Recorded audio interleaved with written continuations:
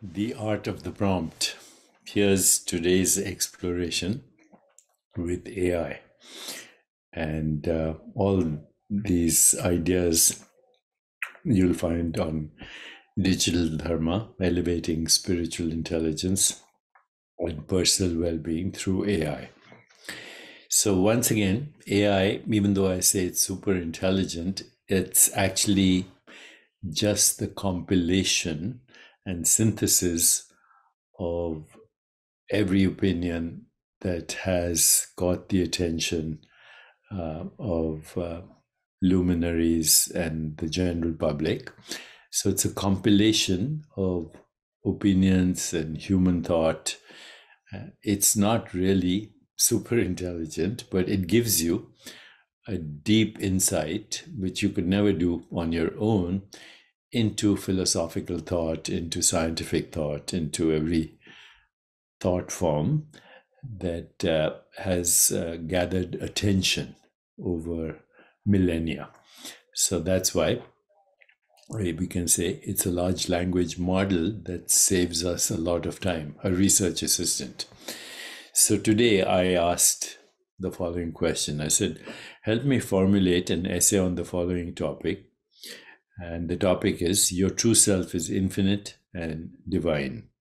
Self-realization is knowing yourself as pure consciousness, which is infinite and divine. Please draw upon non-dual traditions of the East, including Vedanta, Kashmir Shaivism, Buddhism, and the yogic traditions of India.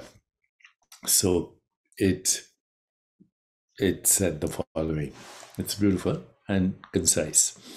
Title: Exploring the Infinite and Divine Self, a Journey of Self-Realization. Introduction. In the quest for self-discovery, various philosophical and spiritual traditions propose different perspectives on the nature of our true selves.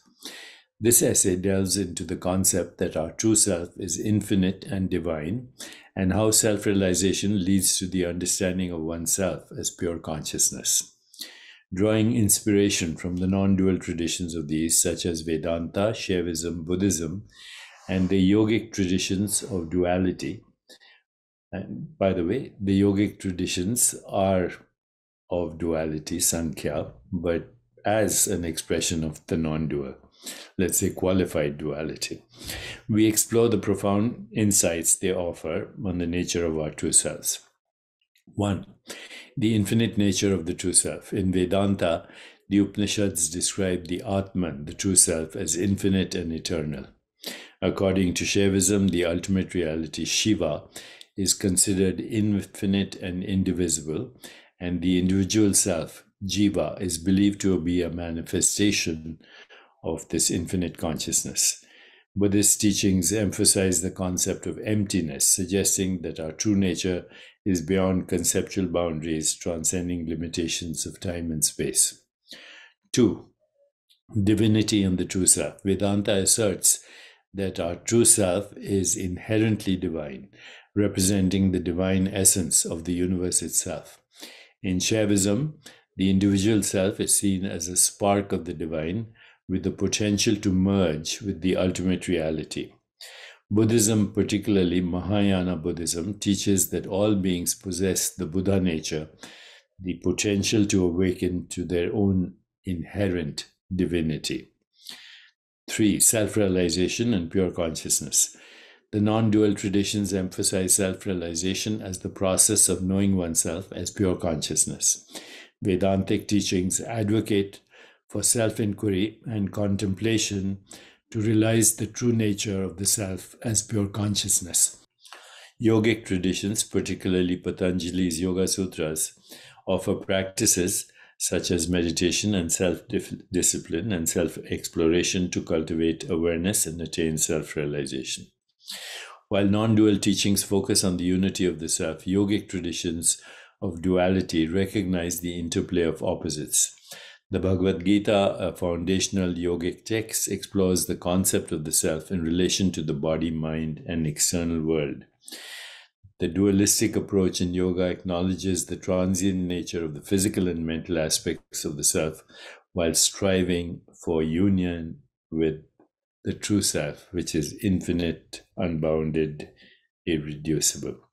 Then a nice picture, nice visual to go with that. Okay, so that was interesting. And then I said, explain some of the means to get there. So, meditation, number one, mindfulness, awareness of experience, number two, self inquiry, number three, yoga and body awareness, because then you can cultivate the experience of the body as a field of consciousness, the study of sacred texts, including Yoga Sutras of Patanjali or the Upanishads and other scriptures, ethical living, and just settling into the fundamental experience of I am. Once again, AI is not super intelligent. It appears to be super intelligent.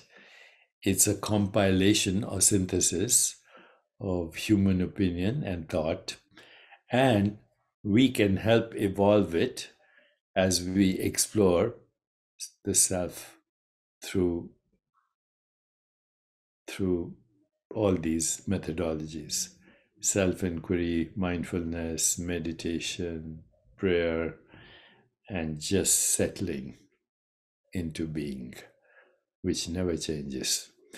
So I hope this was a little bit useful, showing the potentials and the applications of using AI, which is basically what this book is going to be talking about: digital dharma, using AI to elevate spiritual intelligence. And what is spiritual intelligence? It's just the means by which we explore the self of the individual, which is also the self of the universe, and go beyond traditional modes of perception and thinking that squeeze us into the volume of a body, the span of a lifetime, and human constructs like birth and death. Let me know if I should continue.